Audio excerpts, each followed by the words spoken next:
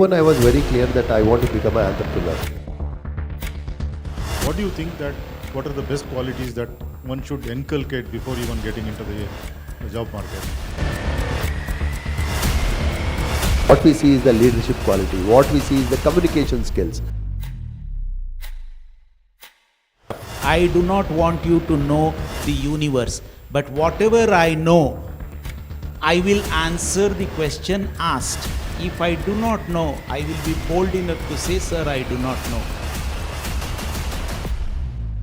I want you guys to see on the stages. I want you guys to see in the cultural committees. I want you guys to take all the nonsense happening here. This is what the college is all about.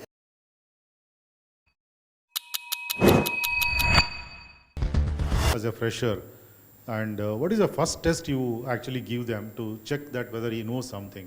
Is it reading a drawing from a drawing board, or maybe some small question or a smart question or structure, or what is that you are, how do you actually evaluate a person for the first incidents? My evaluation process is completely different. Whenever whoever comes again, we'll ask for whether he is experienced or a fresher. Experienced, the set of norms are different. Experienced guy has to take exam and practicality and many things, structures and planning and everything. And whoever comes as experienced, then again, by then he would have chosen his path. Because in our construction industry also there are many paths. It is a quantity survey department, it is a construction management, it is about execution being at site, it is about a QA QC, the quality analysis and all we will be doing it. And it is about a contract management, who will be doing only contracts. So all these different areas, first I'll see that if any experienced guy come, he is applied for what job. By then it would have been defined with him. Only the set of questions will be asked only on that. So the first, if at all, if any fresher comes, we don't really look at anything what they write, exams and all. We only thing is to some extent we give a very general basic questions, because I'm sure everything they answer, because everything they would have by hearted, they would have really known for an interview and come. But what we see is the leadership quality, what we see is the communication skills, what we see is the solving problem attitude. And the people nowadays, in the interview, even they don't really straight away they exhibit their leadership skills. They don't show their confidence. So without showing their confidence and exhibit their skills, we just cannot take them, because we should get a confidence that we can take them and train. Whatever you wanted to pick up from engineering, please sir has clearly told. I don't know whether I really, when I got into my engineering, I was so very with a low confidence, because we are all from a rural background.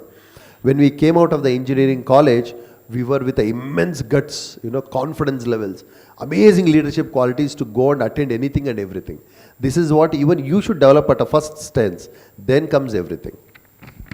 Fantastic, sir. Actually, this is for my students. I think you understood. Never go with low self-esteem and low self-confidence. That's the most important thing. You can face anything. If something goes wrong, also nothing wrong actually. You can just pick it up and go. And this will give you the first success in the very first interview. Sir, coming to you, actually, you would have done some projects related to environment and nature also. What type of knowledge do you expect from the freshers related to this? Sir, again I would reiterate, please don't lose your confidence. Being from the corporate, I will tip off to the students here. An interview is lost or won, or rather winning is only the first round, it is lost in the first round. By the way that I get into the interview room, me being a corporate, the way the boy is getting into the interview room, I will know whether he will pass my interview or not. My first question normally to a student who is a fresher is, I simply keep a brick on the table in a random position.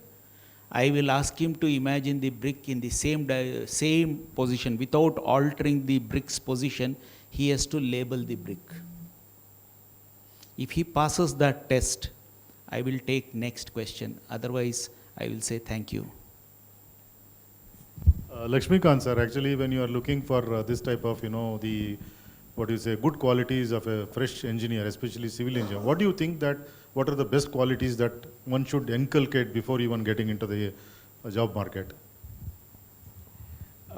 Sir, I think there are two different things here. I shouldn't mix up that. One thing is with the personality traits like people said, like, good confidence, leadership qualities, all those things. But that thing will automatically come by the knowledge that you gain in your college.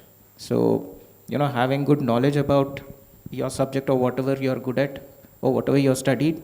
Second thing is like having little bit of exposure, or to some extent some good exposure. I think both of this combined will matter a lot. Then comes the interview thing, like basically like some basic knowledge about the thing and his confidence. Sir, I would like to add, all the three of us, when we are all telling about confidence when you face an interview or face a job prospect, we are not meaning arrogance. We are not meaning attitude. We are meaning that you should have some stuff. I do not want you to know the universe, but whatever I know, I will answer the question asked. If I do not know, I will be bold enough to say, sir, I do not know. That is what we are looking at as confidence, nothing else. Don't take it on the other sense. Yeah. When I Go ahead, sir. most of the times when I ask few questions, people say, sir, can I have a glass of water? So then I say one thing, boss, look, it's very simple. What is the worst can happen in this room? You get job or you don't get job. That's it. No, nothing will happen. If you get job, you're happy. You don't get job, you try somewhere else. That's what. You're not going to lose anything. Be brave, be confident. That's what I say, and I speak to them. That confidence we need to inculcate. Here in this room, I don't know how many people come only for a college, because I thought I was very regular to the college, but not to the classes. Seriously, I'm telling you. So here, I want you guys to see on the stages. I want you guys to see in the cultural committees. I want you guys to take all the nonsense happening here. This is what the college is all about. There only you will learn all this confidence and the communication and all those things. Just coming to the college, studying and not getting involved in anything will not get you anywhere there. Just a humor side, I think I'll edit this. Thank you. I want my students to be in the class. Both of us have learned civil engineering in the field, sir, as we are students. Yeah, good. Maybe I would have joined, but I'll not tell openly because I'm the Vice Chancellor. No, sir. After end of that, when I got into civil engineering, I was dull student, as I told you. But I'm the class topper in the same college. Fantastic. Distinction student, because I know when to study, Exactly. when to not to study. This is what I want children to understand this. So they should be multi-talented. Basically, what we are telling is college gives you an opportunity. Probably the job life will not.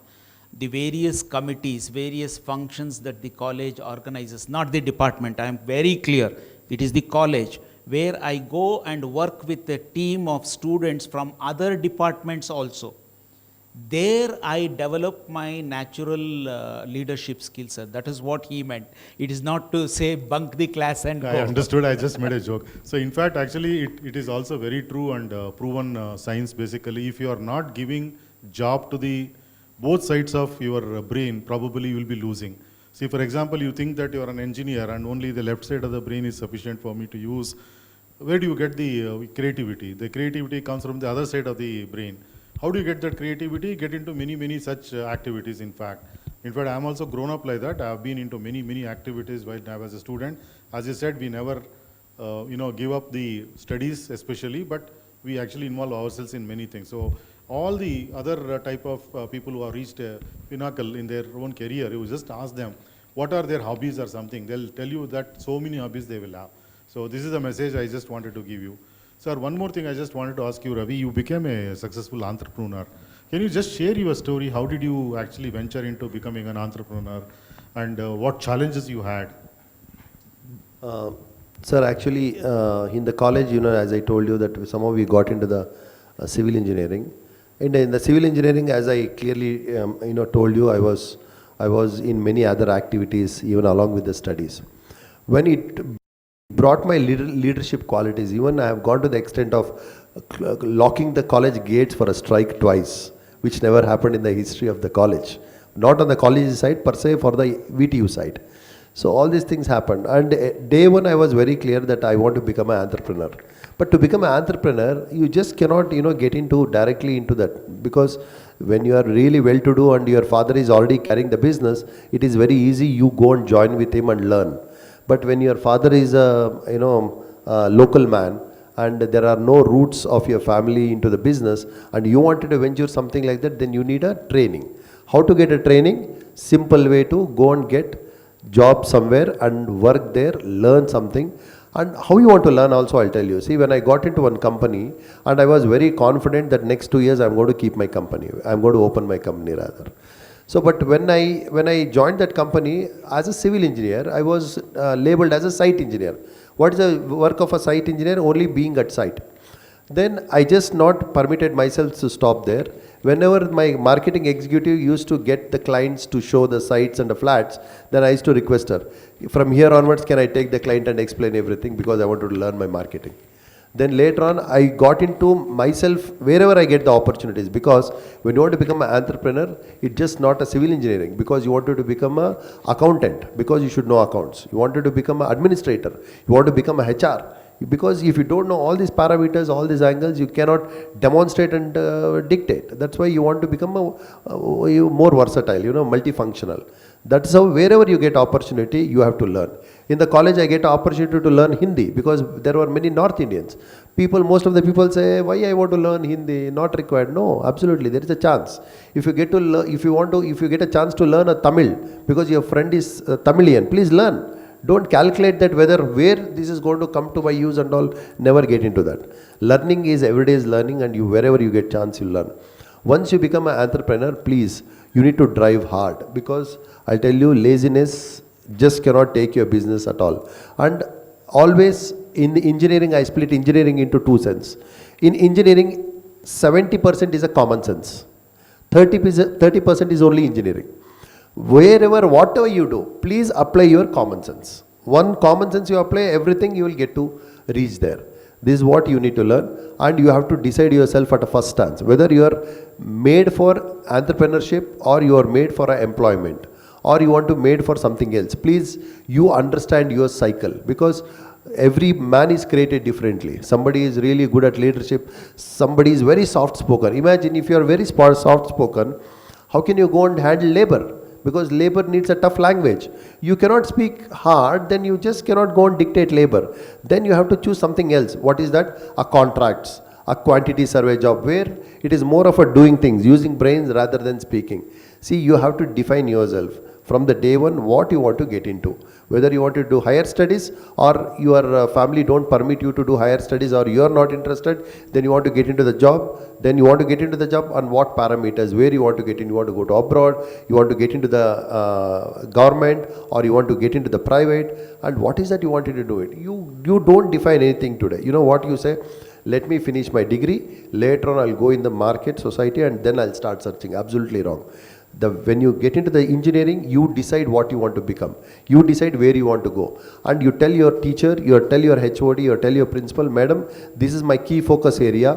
Please, I want to cultivate my interest here in this area. I want our teachers to support. This is where you should learn your language. Then automatically when the interview comes, you say, sir, this is my forte. I want to get in here. Please take me. Then the interviewer will ask the same questions, and you will be very confident enough to tell what is right, what is wrong.